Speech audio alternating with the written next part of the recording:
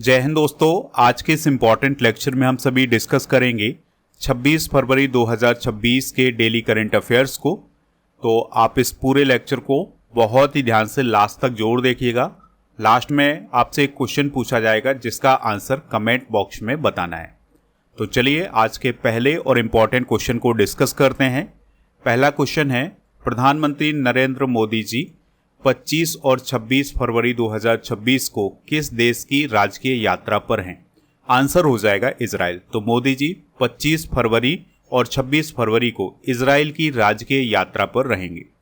यह मोदी जी की दूसरी इजराइल यात्रा है। इससे पहले वो 2017 में भी इजराइल गए हुए थे। ठीक है, ये जो उनकी यात्रा है काफ़ी महत्वपूर्ण मानी जा रही है। इस यात्रा के दौरान मोदी जी इजराइल के प्राइम मिनिस्टर बेंजामिन नेतन्याहू से भी मुलाकात करेंगे और काफ़ी मुद्दों पर चर्चा होगी। इस यात्रा के दौरान दोनों देशों के बीच जो साझेदारी है उसकी प्रगति की समीक्षा की जाएगी और इसके अलावा science and technology, innovation, defence, agriculture, water management, trade, economy, इन सभी मुद्दों पर चर्चा होने जा रही है दोनों देशों के बीच में। बात हुई है यहाँ पर इजराइल की, तो इसकी राजधानी है यरूशलेम। राष्ट्रपति हैं इसाक हर्जोग और प्राइम मिनिस्टर कौन है? Benjamin Netanyahu. इजराइल के पड़ोसी देशों की अगर हम बात करें तो इसका बॉर्डर लेबनान, सीरिया, जॉर्डन और इजिप्ट से लगता है और इजराइल भूमध्य सागर के पूर्वी तट पर है। इस बात को भी आप नोट कर सकते हैं। तो ये है मेडिटेरियन सी और इसके पूर्वी तट पर कौन है? इजराइल है। अगले क्वेश्चन की तरफ बढ़ते हैं। क्वेश्चन क्या है? 24 फरवरी 2026 को केंद्रीय मंत्रिमंडल ने किस राज्य का नाम बदलने के प्रस्ताव को मंजूरी दी है? आंसर हो जाएगा केरल। तो दोस्तों, आने वाले समय में केरल राज्य का नाम बदलने जा रहा है।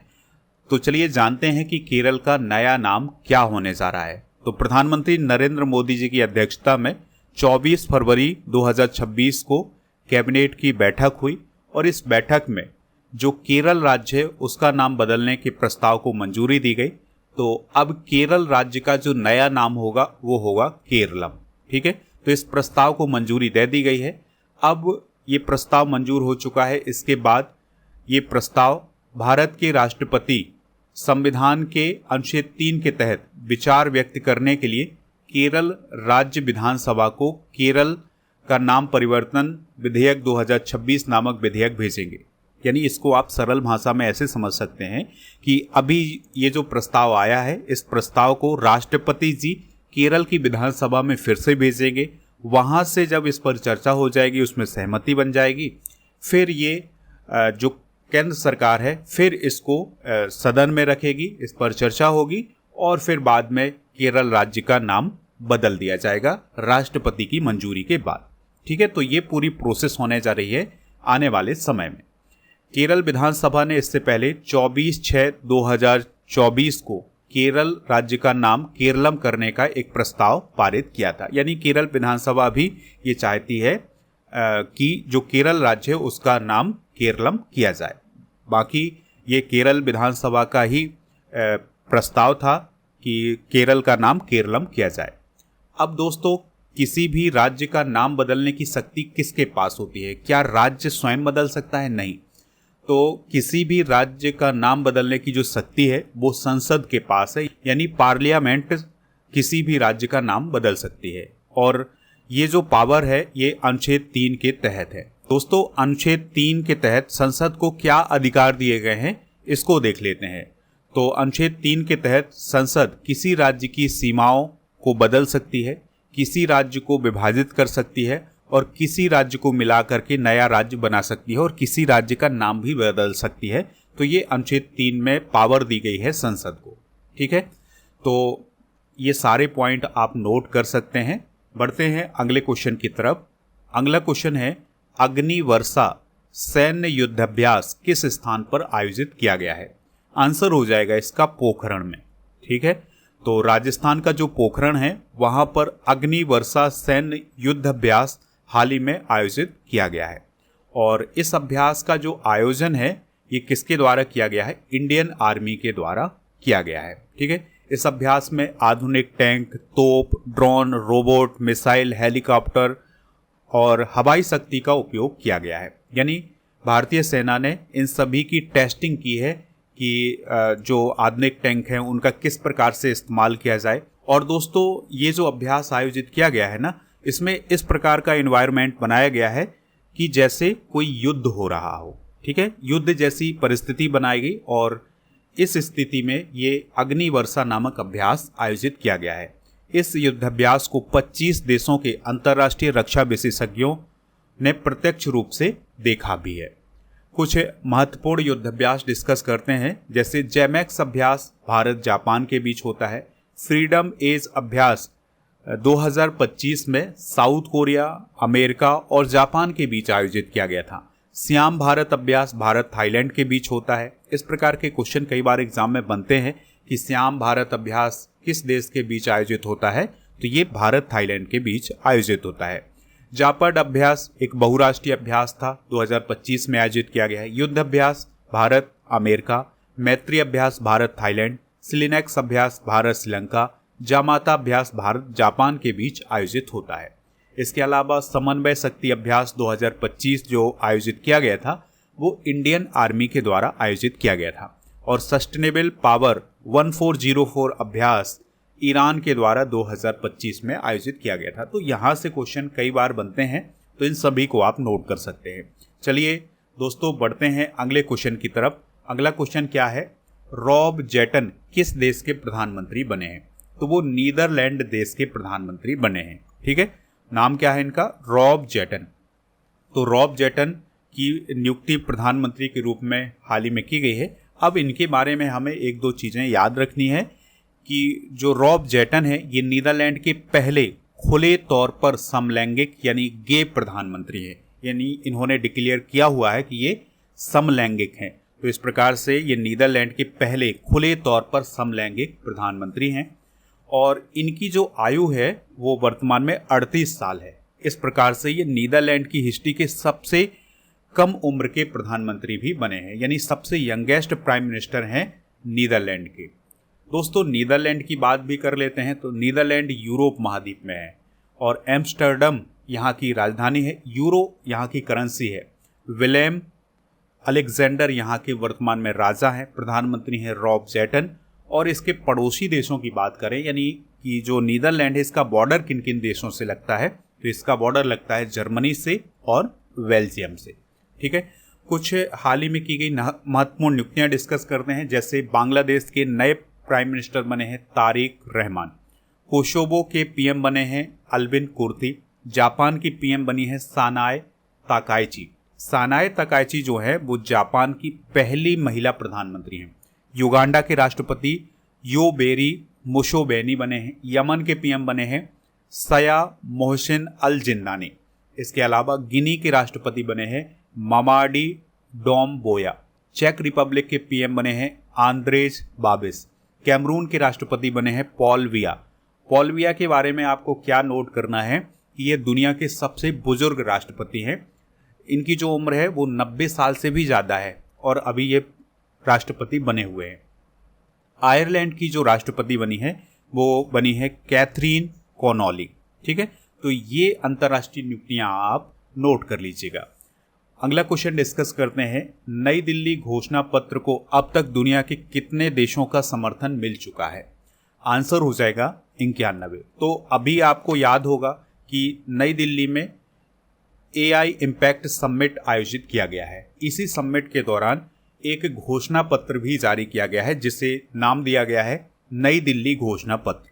तो नई दिल्ली घोषणा पत्र को अब तक 91 देशों का समर्थन मिल चुका है। ठीक है, तो हाल ही में बांग्लादेश, कोस्टा रिका और ग्वाटेमाला देशों ने इसका समर्थन किया है। इस प्रकार से इसको समर्थन देने वाले देशों की जो संख्या है वो 91 हो गई है। इससे पहले नई दिल्ली घोषणा पत्र को अमेरिका, ब्रिटेन, रूस, China, France, Germany, Japan, South Korea, Brazil, Saudi Arab, UAE जैसे शक्तिशाली देशों ने समर्थन दिया हुआ है। जो नई दिल्ली घोषणा पत्र है इसकी कुछ प्रमुख बातें हम डिस्कस करते हैं, कुछ की पॉइंट देखते हैं। तो इस घोषणा पत्र में ये कहा गया है कि जो आर्टिफिशियल इंटेलिजेंस है इसकी संपूर्ण क्षमता का उपयोग करने के लिए सस्ते डिजिटल बुनियादी ढांचा और कनेक्टिविटी अनिवार्य है।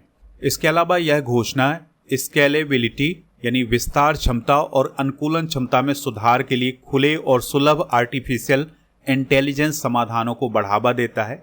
यह घोषणा ट्रस्टेड एआई कॉमन्स के विकास को भी मान्यता देता है। तो ये है नई दिल्ली घोषणा पत्र की कुछ प्रमुख बातें या कुछ की पॉइंट। अगला क्वेश्चन है, भारतीय रिजर्व बैंक यानी आरबीआई ने अत्याधुनिक डेटा सेंटर कहाँ स्थापित किया है? तो ये डेटा सेंटर हाल ही में भुवनेश्वर ओडिशा में स्थापित किया गया है।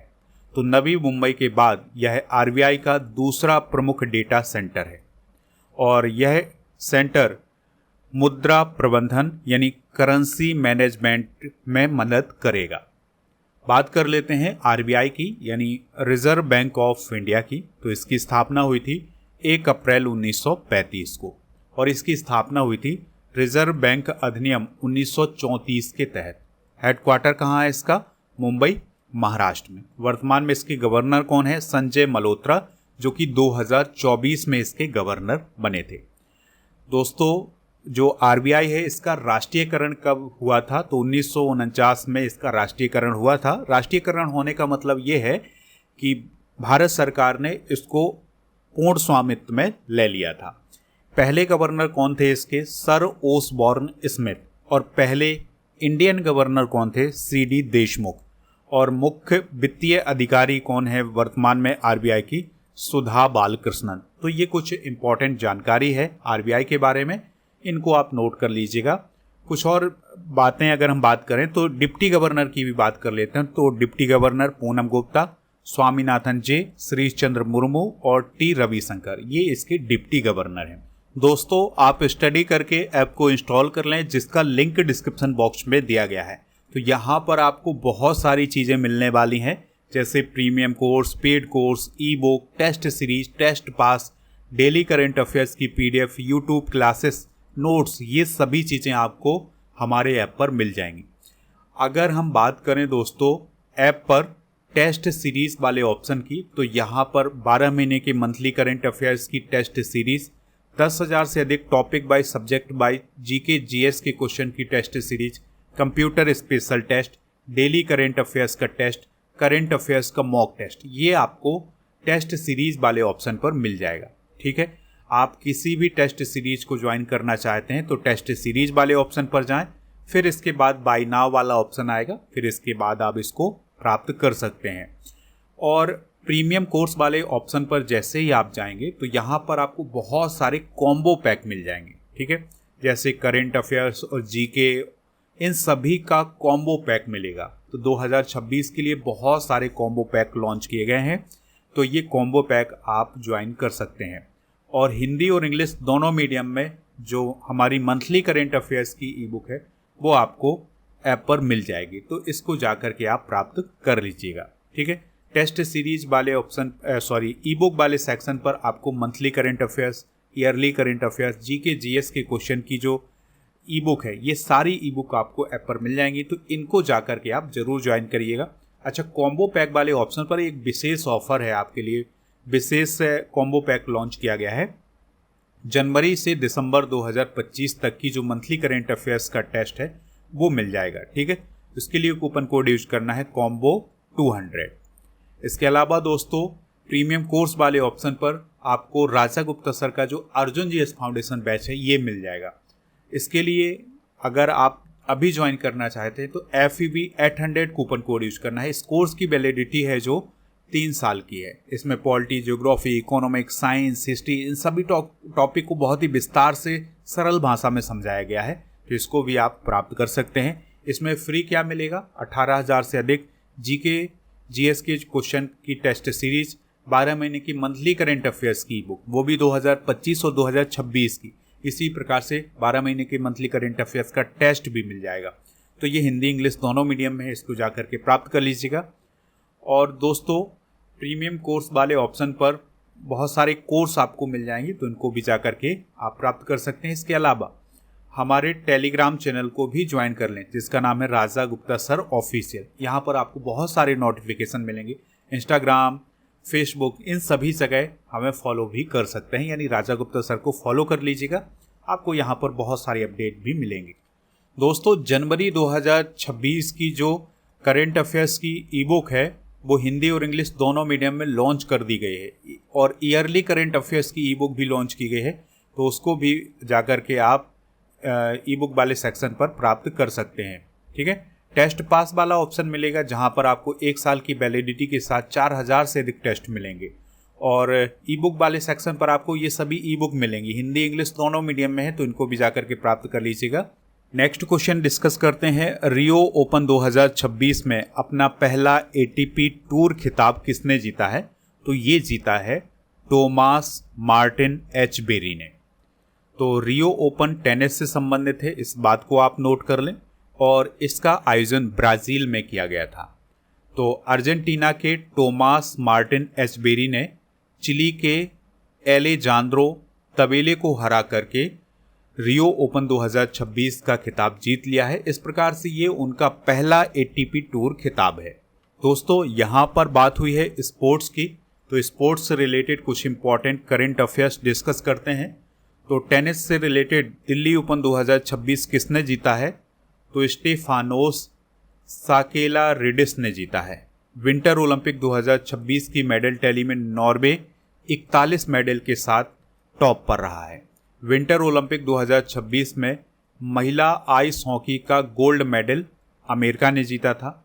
अंतर्राष्ट्रीय पैरालंपिक समिति ने 2026 विंटर पैरालंपिक के लिए रूस और बेलारूस के खिलाड़ियों पर जो प्रतिबंध लगा था उसको हटा दिया है। इसके अलावा जम्मू कश्मीर क्रिकेट टीम ने पहली बार रणजी ट्रॉफी के फाइनल में जगह बनाई है। स्मृति मंधाना जो कि भारतीय क्रिकेटर हैं, तो उन्हें BBC Indian sports women of the year चुना गया है, इसका खिताब दिया गया है उन्हें हाल ही में। अफगानिस्तान के क्रिकेटर हैं राशिद खान, तो उनके T20 फॉर्मेट में 700 विकेट पूरे हो गए हैं। इस प्रकार से वो पहले ऐसे बॉलर बने हैं जिन्होंने T20 फॉर्मेट में 700 विकेट हासिल किए हैं। एशियन राइफल पिस्टल चैंपियनशिप 2026 में भारत ने 94 मेडल जीते हैं और मेडल टैली में टॉप भी किया है। ठीक है, अगला क्वेश्चन डिस्कस करते हैं, हाल ही में किस राज्य सरकार ने home stay paying guest house योजना 2026 लागू की है? तो दोस्तों, राजस्थान राज्य ने होम स्टे योजना 2026 को लागू किया है। ये काफ़ी महत्वपूर्ण योजना मानी जा रही है राजस्थान सरकार की। तो इस योजना में होम स्टे पर्यटकों की सुरक्षा का विशेष ध्यान रखा गया है। तो राजस्थान में काफ़ी पर्यटक जाते हैं, तो उनके लिए होम स्टे बनाए जा रहे हैं जगह जगह पर। तो इस योजना के माध्यम से होम स्टे से संबंधित जो नियम है वो बनाए गए हैं। इसके अलावा सुरक्षा के भी इंतजाम किए गए हैं, सुरक्षा का भी इसमें ख्याल रखा गया है। तो राजस्थान होम स्टे योजना 2026 के तहत अब जो कमरों की सीमा है वो 5 से बढ़ा करके 8 कर दी गई है। तो ये कुछ महत्वपूर्ण निर्णय लिए गए हैं। बात करते हैं राजस्थान की, तो जयपुर इसकी राजधानी है। राज्यपाल हैं हरिभाऊ बागड़े। चीफ मिनिस्टर की बात करें तो भजन लाल शर्मा यहाँ के चीफ मिनिस्टर हैं, जो कि भारतीय जनता पार्टी के हैं। विधानसभा की यहाँ पर 200 सीटें हैं, राज्यसभा की 10 और 25 यहाँ पर लोकसभा की सीटें हैं। यहाँ के नेशनल पार्क कई बार एग्जाम में आते हैं, जैसे रणथंबोर, सरिस्का और राष्ट्रीय मरु उद्यान यानी नेशनल डेजर्ट, और मुकुंदरा हिल्स और केवला देव। ये सारे नेशनल पार्क जो हैं वो राजस्थान राज्य के ही अंतर्गत आते हैं। राजस्थान की सीमा पंजाब से लगती है, इसके अलावा हरियाणा से, उत्तर प्रदेश से, मध्य प्रदेश से, गुजरात से लगती है। राज्यों की कुछ महत्वपूर्ण योजनाएं भी डिस्कस करते हैं। तो रायथन्ना मीकोसम पहल आंध्र प्रदेश सरकार में शुरू हुई है। प्रोजेक्ट महादेव महाराष्ट्र सरकार ने शुरू किया है। आपकी योजना आपकी सरकार आपके द्वार योजना झारखंड में शुरू हुई है। मुख्यमंत्री तीर्थ यात्रा योजना पंजाब सरकार ने शुरू की है। आपकी पूंजी आपका अधिकार अभियान निर्मला सीतारमण जी के द्वारा शुरू किया गया था। श्रद्धांजलि योजना की शुरुआत असम राज्य में की गई है। मिहासे घर योजना गोवा सरकार के द्वारा शुरू की गई है।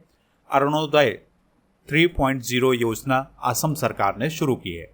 मुख्यमंत्री महिला रोजगार योजना बिहार सरकार के द्वारा शुरू की गई है, जो कि बिहार सरकार की काफ़ी महत्वाकांक्षी योजना मानी जा रही है।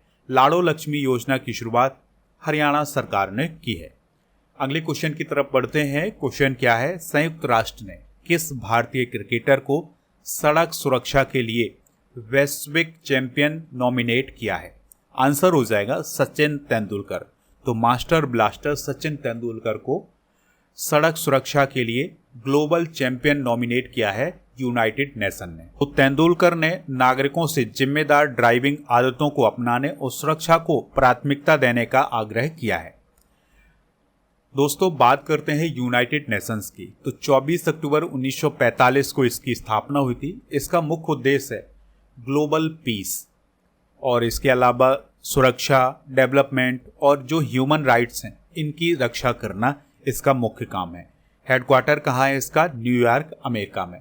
और वर्तमान में इसके सेक्रेटरी जनरल कौन है? एंटोनियो गुटेरस, जो कि पुर्तगाल के हैं। 193 इसके मेंबर हैं। और संयुक्त राष्ट्र दिवस यानी यूनाइटेड नेशंस डे कब मनाया जाता है? 24 अक्टूबर को मनाया जाता है। कई बार एग्जाम में पूछा गया क्वेश्चन है, इसलिए इसे आप नोट कर लें। संयुक्त राष्ट्र के प्रमुख अंग कौन है? तो इसमें जनरल असेंबली है, सिक्योरिटी काउंसिल है, इंटरनेशनल कोर्ट ऑफ जस्टिस है, इकोनॉमिक एंड सोशल काउंसिल है, कॉन्स्टिट्यूशनल सेक्रेटरीट है और इसके अलावा ट्रस्टीशिप काउंसिल है। तो ये इसके पार्ट हैं, ऑर्गन्स हैं यूनाइटेड नेशंस के। तो 6 अंग हैं इसके। तो ये इम्पॉर्टेंट हैं, पूछे जाते हैं एग्जाम में, इनको भी आप नोट कर लीजिएगा। चलिए बढ़ते हैं अगले क्वेश्चन की तरफ। क्वेश्चन क्या है, धर्म गार्जियन अभ्यास 2026 भारत और किस देश के बीच आयोजित किया गया है? तो धर्म गार्जियन अभ्यास भारत और जापान के बीच आयोजित किया गया है। दोस्तों भारतीय सेना और जापान की सेना ने हाल ही में धर्म गार्जियन अभ्यास का 7वां संस्करण शुरू किया है और ये अभ्यास भारत में आयोजित किया जा रहा है। भारत के उत्तराखंड के चौबटिया में स्थित विदेशी प्रशिक्षण केंद्र में इसका आयोजन किया जा रहा है 24 फरवरी से 9 मार्च तक। ठीक है, इस अभ्यास में भारत और जापान की सेनाओं के 120 सैनिक शामिल हुए हैं। यह अभ्यास बारी बारी से आयोजित किया जाता है। तो एक बार इसका आयोजन इंडिया में और उसके अगले साल जापान में आयोजित किया जाता है। धर्म गार्जियन अभ्यास पहली बार 2018 में आयोजित किया गया था। तो ये थी कुछ खास बातें धर्म गार्जियन अभ्यास से रिलेटेड। तो इस प्रकार से दोस्तों हमने आज के करेंट अफेयर्स को डिस्कस कर लिया है। बात कर लेते हैं कुछ जापान की भी। तो जापान की राजधानी टोक्यो है। आधिकारिक भाषा यहाँ की जापानी है। जापानी एन यहाँ की करेंसी है। साने ताकाइची यहाँ की प्राइम मिनिस्टर हैं। और जापान जो है मुख्य रूप से 4 प्रमुख द्वीपों से मिलकर के बना हुआ है, जिसमें होक्काइडो, होन्शु, शिकोकू और क्यूशू ये प्रमुख द्वीप हैं। चलिए दोस्तों अब हम जनवरी 2026 के कुछ करंट अफेयर्स को रिवाइज कर लेते हैं। जैसे पहला क्वेश्चन है, भारत जापान तटरक्षक संयुक्त अभ्यास कहाँ आयोजित किया गया था जनवरी 2026 में? तो ये मुंबई में आयोजित किया गया था। टेलीमेस्टिक विकास केंद्र यानी C.DOT को स्कॉच पुरस्कार 2026 किस परियोजना के लिए मिला है? तो ये सेल ब्रॉडकास्ट सॉल्यूशन के लिए मिला है। ठीक है, राष्ट्रीय आपदा मोचन बल जिसे हम NDRF बोलते हैं, तो इसका स्थापना दिवस कब मनाया जाता है? तो ये 19 जनवरी को मनाया जाता है।